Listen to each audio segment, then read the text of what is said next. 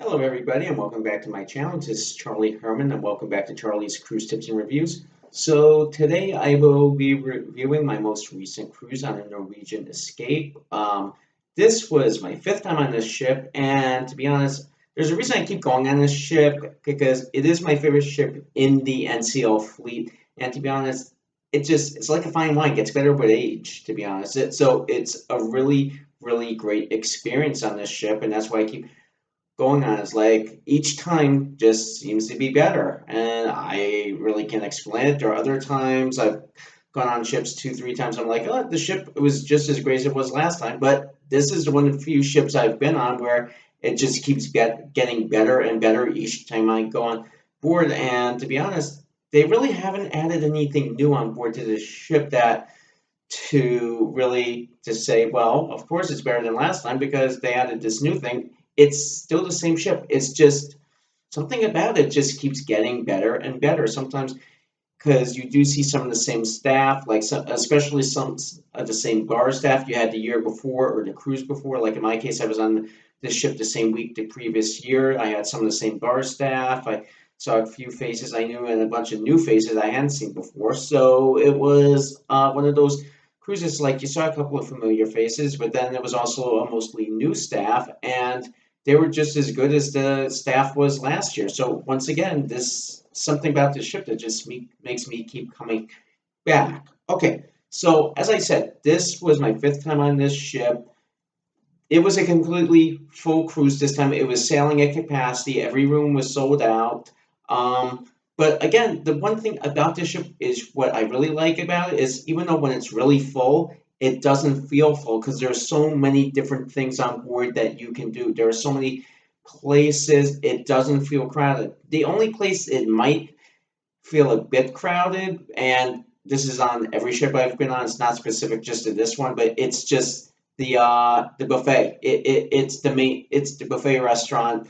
That's the only place on board that seems to be crowded at any time during the ship is the buffet because everyone goes there. They want to eat quickly and get back to doing whatever they're doing. So that's the only part of the ship that somewhat, and I use that term loosely, somewhat felt crowded because the buffet certain times of the day for breakfast, lunch, so especially on a sea day, is always going to be crowded. So that if that's the big most crowded part of the ship, you think it is, yeah, it's a very good experience. Okay, another thing I want to mention about the ship itself, because that's one thing I want to talk about more so about this time than other things, is the ship itself was cleaner than it normally is. I mean, this time, I mean, the ship is clean to begin with, but this time it was almost I would say almost spotless. That it was they were always cleaning it. It was always and nothing ever seemed to be like any type of dirt or anything. It just felt overall very clean. And even if something got spilled or something, it was taken care of right away. So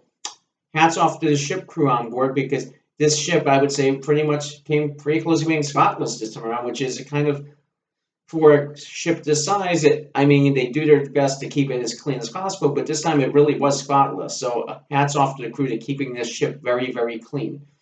Okay, so I'm not going to spend a lot of time this time on the ship or the itineraries itself because I spent a lot. I've been on the ship 5 times before this, or should I say, this was my fifth time on this ship. So I'm going to talk more this time about the overall experience of the cruise. And the first thing I have to talk about is the solo lounge, and should I say the solos group? Because once again, I cruised with the solos group. I had a friend from last year join me on this cruise. She cruised solo too, and then we get on the cruise the first day. Another person from our cruise last year was in the solos group, so there was 3 of us from the same sailing last year in the solos group, which was first of all made it like okay, good. We have people here we know, which is great because you never know what type of solo group you're gonna have if it's gonna be hit or miss. This time it was absolutely hit. This is probably one of the best. Actually, I'm going to say, if not the best, solo group I've ever been a part of. We were going to dinner. A few of us would go to dinner together every night. We'd hang out after dinner, like we go to some of the shows together, or Hal at the Moon, Sid Norman's Poorhouse. We would do karaoke together. Maybe karaoke Not karaoke. Yes, karaoke. Maybe just and then afterwards go to one of the bars afterwards. Maybe go to the comedy and just hang out and chill. Maybe go to the club afterwards. Some people would go gambling together, but we all spent a lot of time together on this cruise, and a bunch of us we're still talking right now. We're in a group chat. We're actually planning a couple of more trips right now as I speak. So, as I said, this was a really great solos group on this cruise, and to be honest, it's the most fun I've had with a solos group in about, to be honest, about 10 years since my first time Escape in 2016, because we had a great solos group then, but then again, I've lost touch with a lot of the people in that group. However, in this group, a week after the sailing, we're still all talking and we're trying to plan another trip, if not another cruise together. So as I said, this was an amazing solos group, and I gotta give props to our solo host Camilla because she's one of one. I wouldn't say facilitated all this, but she definitely kept us all engaged, got us all talking. She had different games each night or activities during the solo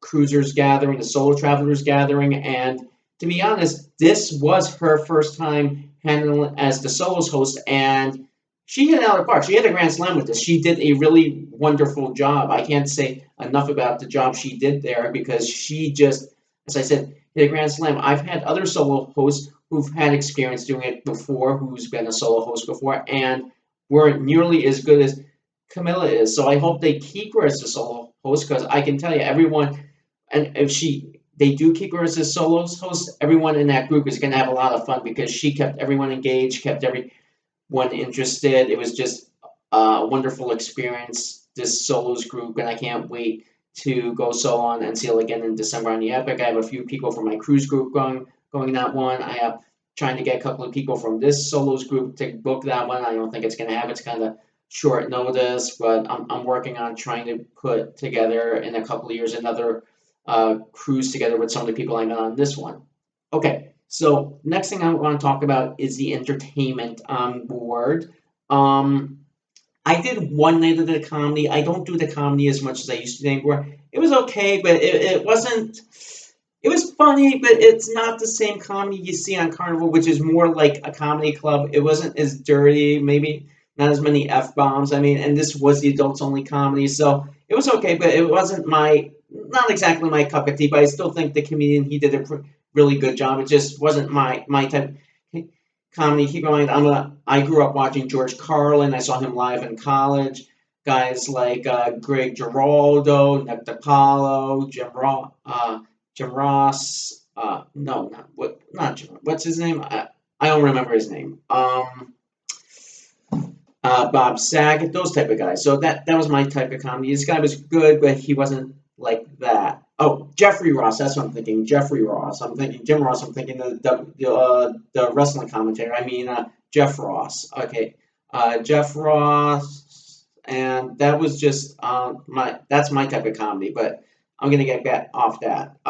The entertainment I spent most of my time at on board was Halleck the Moon and Sid Norman's Poorhouse. It was great as usual. The last performance at Sid Norman's, one of the singers was sick, so we didn't get to see her. So you had the three singers instead of the four, and a couple of things like one of the stories or something they would normally tell because I always go to the last show because it's the prom. It's called the prom, so it was a lot of fun. It felt a bit different because you were missing that fourth person, but it was still an overall wonderful show, and I recommend to anyone that goes on an NCL ship. If Sid Norman's Poorhouse is on the ship, go to at least one show because it is a great show. It's a 1980s style rock and roll, heavy metal type of show, and it is just wonderful. If you like any type of rock music, you'll really like this show. Okay, the other entertainment I took part in was Halleck the Moon. I go every time. This was a really good Halleck Moon. They had some really good piano bar players this time. They knew most of the songs I requested. It was more of I would say more of a contemporary type of Halleck the Moon. They played every type of music, just not certain type of songs. They played everything you would hear at piano bar, especially after 10 p.m. So it was just a wonderful experience for Helen to Moon on this specific cruise. The next thing I want to talk about is the cruise director, Alicia. I met her once. She's a very nice person. She did a really good job. I didn't, she happened to be very busy on the ship. I only saw her in passing once. I saw her a couple of times, but she is a really good cruise director. And I think NCL did a really good job of making her cruise director on the ship because she seemed to be right in her element. The cruise director staff, as always, did a wonderful job, kept everyone engaged, plenty of activities.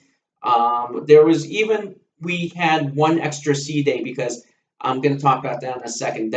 So they had to throw it together last minute because we couldn't port somewhere. So they had to put together the second to last day of the cruise, a bunch of last minute activities because you had an unexpected sea days. We couldn't port in Costa Maya that day because of high swells and high winds. They couldn't. They tried to get in, but they couldn't get in. Apparently, this was the second week in a row they couldn't get in there. So I don't know. It just happened to be really rough seas and really high winds, and they just, for safety reasons, couldn't port. Which I can understand. You always got to put safety first.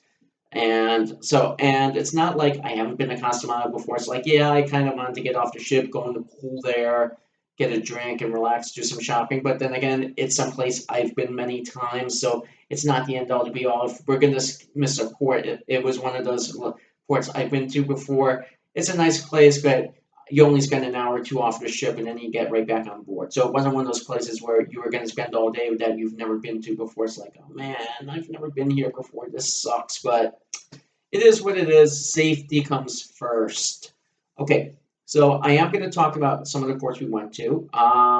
We went to Cozumel, Roatan Island, Honduras, and Harvest Cape, Belize. As I said, we were supposed to, the fourth port day was supposed to be Costa Maya, Mexico, but for health safety reasons, because of high winds and wet and high swells, we couldn't port there. But the other three ports, the weather was fantastic. It was warm. It was humid, but then again, it is in the Western Caribbean in the middle of June. In Cozumel, my friend and I, she and I, we took a taxi downtown and walked around, did some shopping, or attempted to do some shopping. We didn't see anything we really liked, but we saw a couple of things there. I showed her a couple of the sites in downtown Cozumel. Then we took a taxi back to the port. What I found interesting is for years, Norwegian Cruise Line, all NCL ships, would port in Cozumel at Punta Lagasta, the main cruise port in Puerto Lagasta, you think it's called, in downtown Cozumel, you know, where the mall is, where the downtown Senior Frogs is, where all the downtown restaurants and activity is. We didn't port there. Apparently, they only port now at the International Cruise Terminal, which is 2 miles away. So that's part of the reason we took a taxi down to downtown and back. Normally I walk it, but it was hot, it was humid, and I knew my friend, what's it called? I wasn't going to ask my friend to walk 2 miles in each direction, so we took a taxi. It's taxis in Cozumel going from the cruise ports, especially International Cruise Port Terminal or Port de Maya, are really cheap. They're only about $10 each way, so you can't even get a taxi anywhere in New York City back here in New York for anything like that. So $10 in each direction. So really, you think about it, two people, it's about $10 per person, $5 each way because you split a taxi. I paid one way, she paid coming back, and it was just a really cheap way to get to Cozumel if you're not going to walk. And so the taxis here, like I said, if you want to take a taxi in Cozumel, are very, very cheap and reasonable. When we got back to International Cruise Terminal Port, I went right into Senior Frogs. Now, this Senior Frogs here does not have a gift shop. So if you're in Cozumel and you want to get something from the Senior Frogs Cozumel gift shop, you have to go to the one in downtown, right by the main cruise port in downtown Cozumel. That is the only Senior Frogs there that has a gift shop. I wanted to get something for my niece for her birthday there. I ended up going right next door at the Margaritaville, which is also in the cruise port at the International Cruise Terminal, and I got her something there for her stuffy for her birthday. So that I got her gift there instead of the like a stuffed frog I wanted to get her at Senior Frogs. Unfortunately, like I said, they didn't have the gift shop at that at that Senior Frogs at the one at the cruise port in International Cruise Terminal. So keep that in mind if you do ever stop at the International Cruise Terminal and you go to Senior Frogs. Keep in mind they do not have a gift shop. So if you want to get something from the Senior Frogs gift shop, you have to take a taxi or walk to the one downtown and go to the gift shop there. Um, so, as I said, we went into Senior Frogs. I got my obligatory drink in the yard. I still have the yard with me. I brought it back. I don't know what I'm going to do with it because I have too many of them in my apartment to begin with. I'm starting to lose space for them, so I'll have to figure that one out later. The next port we were in was Roatan Island, Honduras. Now, originally I was supposed to do one excursion. It got canceled due to lack, is what they said, lack of interest. So I guess not enough people booked that excursion. So I booked another excursion, all inclusive Turtle Bay Beach, Beach Club Beach Resort. It was very nice. It was beautiful. It was, and when they say all inclusive, I mean it was all inclusive. Everything was included. Lunch, as many drinks as you want, alcoholic, non-alcoholic. I actually was only had like a couple of 2 or 3 beers on board at the resort because it was so hot. I was drinking that and water. Like I had like 2, 3, maybe 4 bottles of water because it was so hot. Keep in mind, this was a beach resort, but there was no pool to go into. I did go into the Caribbean Sea, but the sea was actually felt quite refreshing that day because it was kind of cool because I guess it rained like a day or something before because it felt more like it was colder because normally that time of year the Caribbean Sea is very, very warm even when you step into it. It took a couple of minutes to get used to the water, but it actually, because it was so hot out going into water that felt kind of cool like that, it was actually very, very refreshing. So Turquoise Beach all include. It was called the Turquoise Bay All Inclusive Beach Club. So if you're ever in Roatan Island, Honduras, and that's an excursion that you see that's listed,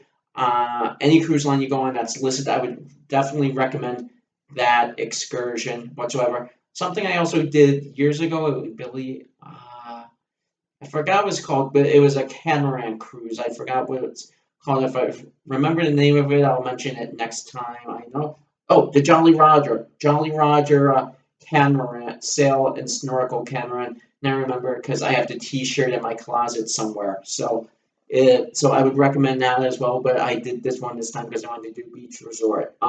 Okay. The last port of call we were in was Harvest Cape Belize. I did go to the beach first and foremost, however. Again, it was very, very hot.